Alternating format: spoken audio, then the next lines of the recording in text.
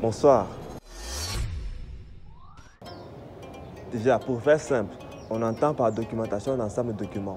Et ces documents ont pour but de nous renseigner sur des informations particulières. Donc, très simplement, ça peut être des images, ça peut être des photos, des écrits. Bref, tout ce qui nous permet d'avoir de plus amples informations par rapport à un sujet précis. Voilà. Comme nous l'avons dit, la documentation pour voir des documents qui renseignent sur les informations. Notre but était donc de rassembler le maximum d'informations sur le peuple que nous étudions. Il s'agissait exactement du peuple Etone parmi les Bétis. Donc, nous avions pour but de chercher tout ce qui pouvait aider surtout les membres de la commission de conception à pouvoir accomplir leur objectif. Donc, que ce soit des photos, que ce soit des histoires, donc tout ce qui pourrait servir à concevoir sur le peuple Etone et à mieux le connaître. C'était exactement ça notre but en tant que commission. Bon, je dois vous l'avouer, ce n'était pas le plus simple. Mais les moyens que nous avons utilisés, déjà, nous sommes en l'ère de la technologie. On a utilisé des moteurs de recherche, nos téléphones, etc. pour recueillir un maximum d'informations. Mais vous savez, ces informations ne sont pas souvent les plus exactes. Okay? On ne peut pas se fier à tout ce qu'on voit sur le net. Donc nous avons utilisé ça. Nous avons également parlé à certaines personnes, certains anciens qui avaient une connaissance particulière sur le sujet qui nous ont éclairés.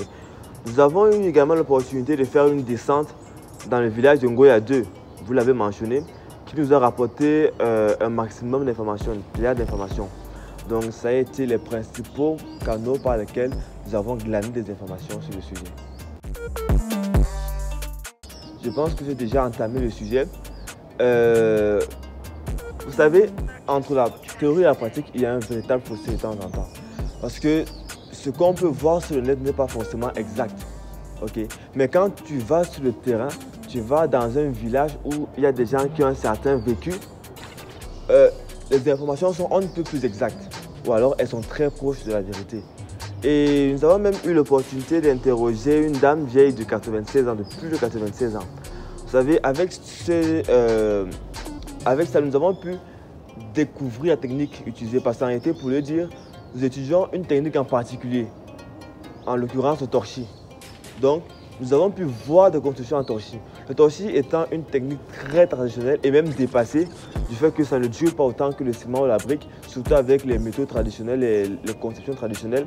C'est très difficile de le voir en ville. Mais dans un village, nous avons pu observer des maisons et même une vieille de 100 ans.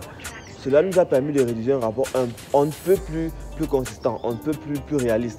Donc le but était de toucher du doigt en réalité les informations que nous avons déjà eues de manière théorique et de pouvoir en apprendre plus sur la culture et même sur la manière de vivre, le vécu des populations étones.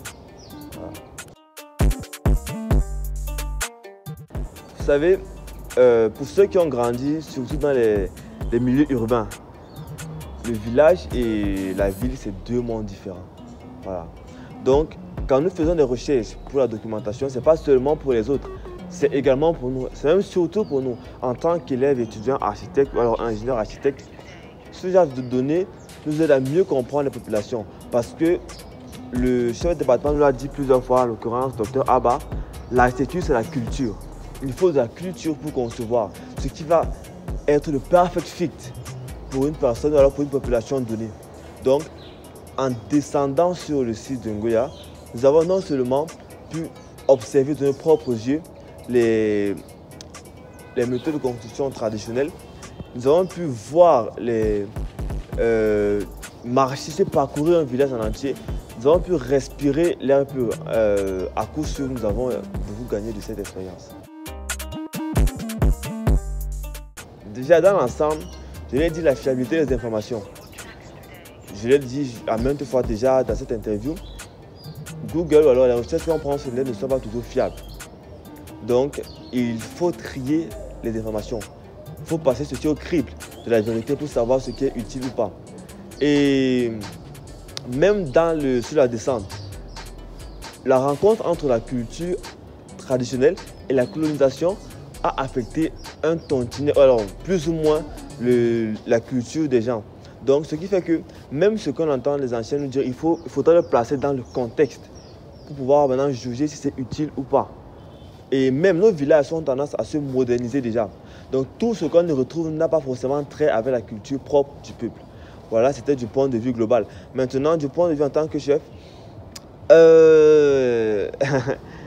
c'est pas toujours facile d'impliquer les gens, surtout quand eux-mêmes ne se sentent pas impliqués. Surtout que chacun a ses programmes, chacun a des choses à faire. Donc, c'est difficile de travailler ensemble. Ça a été difficile à un moment donné de rassembler les informations. Avec les diverses occupations, ça n'a pas été facile, mais alors pas du tout, je me répète, mais vraiment, c'était pas évident. Donc, nous avons dû nous réunir, nous avons dû faire des efforts pour qu'on puisse produire quelque chose de consistant sur le long terme, sur le papier. Donc, c'était surtout ça que nous avons eu comme difficulté. C'est-à-dire savoir obtenir une cohésion de groupe et maintenant pouvoir savoir quelle information était vraie ou pas. Voilà. Ah, il y en a beaucoup. J'aimerais remercier tous les membres de ma commission. J'aimerais remercier le chef du projet qui nous incombe tous, à savoir Eric Idriss. J'aimerais également remercier mademoiselle Gatianga Anita qui nous a permis de faire la descente et son père. J'aimerais aussi remercier monsieur Thierry Onana qui m'a fourni beaucoup d'informations dans la vie réelle. Bon, un petit clin d'œil à Google aussi. Donc, voilà.